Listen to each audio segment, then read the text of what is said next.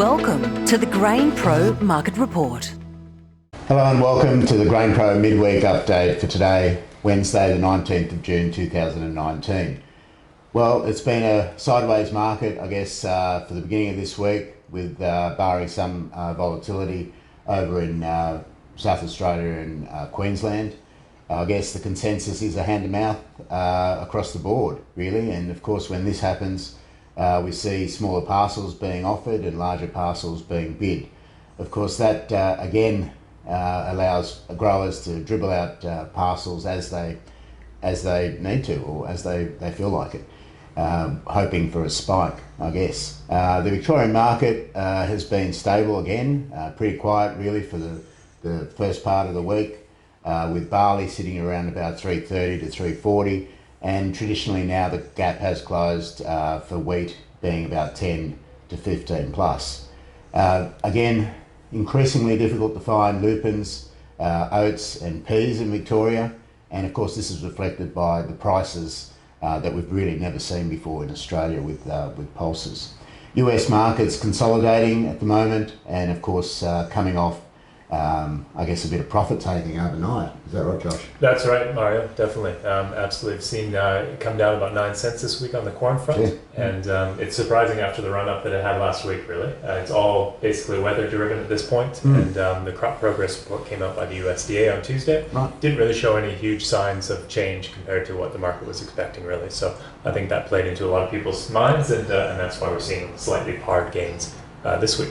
So we'll see what happens going forward, but it's definitely difficult over there in terms of them getting all the corn in this planting window, and we'll see what happens with soybeans because they'll be the next ones up.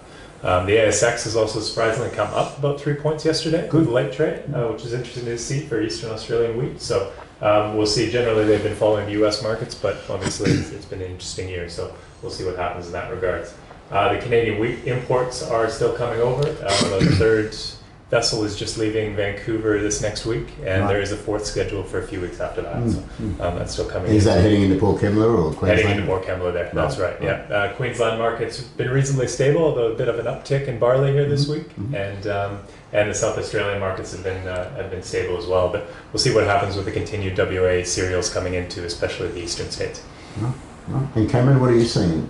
Yeah, Western Australia has been fairly stable. Oats and lupins are both $400 a tonne, which is all-time record for both of them.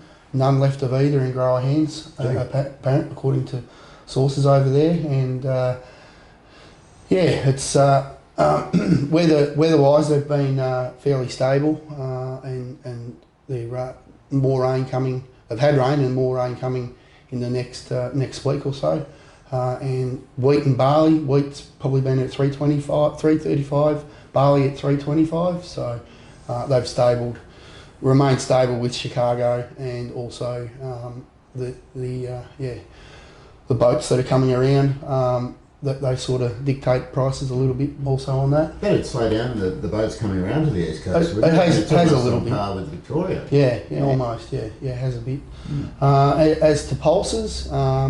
The Indian government had imposed some more tariffs in the last week. The trade's been trying to figure out what effect it will have on Australia. It doesn't seem to have changed our tariffs to Australian products as yet, but some effect, I think, in US commodities. So, so as to prices, nipple lentils stable at $5.75 DCT. Chickpeas stable at $7.50, $7.60 DCT, and peas on farm looking number twos around $5.30, $5.50 for number ones roughly. Peas are a bit of an anomaly; they're really scarce, but prices haven't done anything, remain stable. And oats, of course, are at all-time high levels at $5.50, $5.60 Melbourne, and of course oats are coming from the west now onto the east coast into Parkes, into Newcastle and also Melbourne. So but that will dry up as there's not many oats left in Western Australia. Right, and they're having a great start over there, Nick, with some rain forecast. Yeah, and quite a dry autumn there, and that sort of put them behind the 8 ball a little bit. Right. But in the last week, fortnight in particular, we've had some really good rainfalls over there, sort of up to an inch in the last 7 days, and over the next 8 days, there's big rainfall forecast up to 2 inches in a lot of the wheat belts. Really? So even more in the coastal areas. Gee. As we move east, South Australia, we've got some good rain in the Eyre Peninsula, and in the growing regions in the southeast over the last week, and again good rain forecast for the week coming. Wow. Victoria, less forecast, but some good falls across the Wimmera, Western Districts and the Mallee, sort of up to 2 inches there. Mm-hmm. So there's plenty of country there that's got a good soil profile, and the season's looking nice for. Obviously nervous about the potential for late frosts, but that's something that they deal with every year in that part of the country. In New South Wales, good rain in the Riverina in the last week, up to 30 mils. Yeah. It has been. Pretty widespread through the Riverina. Mm-hmm. As you head north into the central west and northern New South Wales, it is pretty dry though. Rainfall's in that 1 to 5 mil category there. Pretty isolated as well, and the same sort of in southern Queensland and the Downs. They're doing it tough, aren't they? Yeah, they really are, and I think from the feedback we're getting from growers that still have grain in their ownership, they're probably looking to hold on to that at this stage with a dry start. Not looking particularly great on the long-term forecast. They'll hold that grain as a hedge for the new season. Right. We are seeing up there the bids not moving particularly high on the cereal front, especially into the feedlots. With those sort of places have been covered out of those transcontinental shipments of wheat and barley that have come over from the west. So, as Cameron said, they could start to dry up.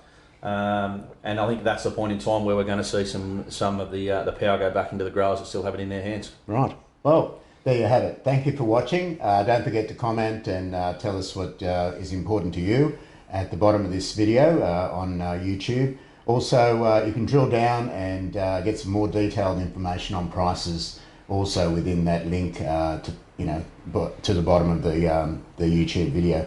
A quick note that the team will be at the Speed Field Days on the 31st of July and the 1st of August, so it'd be nice to put a face to a name, and we hope to see you there. Thanks again, and bye for now. See live bids and offers on grainpro.com.au.